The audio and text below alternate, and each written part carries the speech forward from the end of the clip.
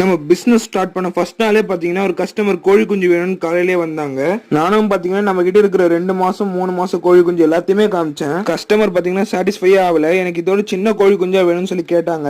நானும் பாத்தீங்கன்னா சரின்னு சொல்லிட்டு 1 மாசம் கோழி குஞ்சு எடுத்து காமிச்சேன். கஸ்டமர் பாத்தீங்கன்னா இதோட சின்னதா வேணும்னு சொல்லி கேட்டாங்க. அப்புறம் இந்த கூண்டுக்கு சைட்ல இன்னொரு கூண்டு இருந்துச்சு.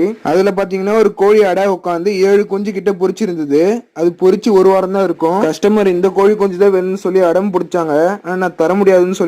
இதை பாத்துக்கிறது ரொம்ப கஷ்டம்னு சொல்லி தர முடியாதுன்னு சொன்னேன். அவரும் பாத்தீங்கன்னா கோழி குஞ்சு வேணாம், முட்டையாவது 4 தாப்பான்னு சொல்லி கேட்டாரு. கோழிங்களா 11 மணிக்கு மேலதான் முட்டை விடும், 11 மணிக்கு மேல வாங்கன்னு சொல்லி சொன்னேன். அவர் பாத்தீங்கன்னா நம்ம தலையிலே கொட்ட ஆரம்பிச்சிட்டாரு.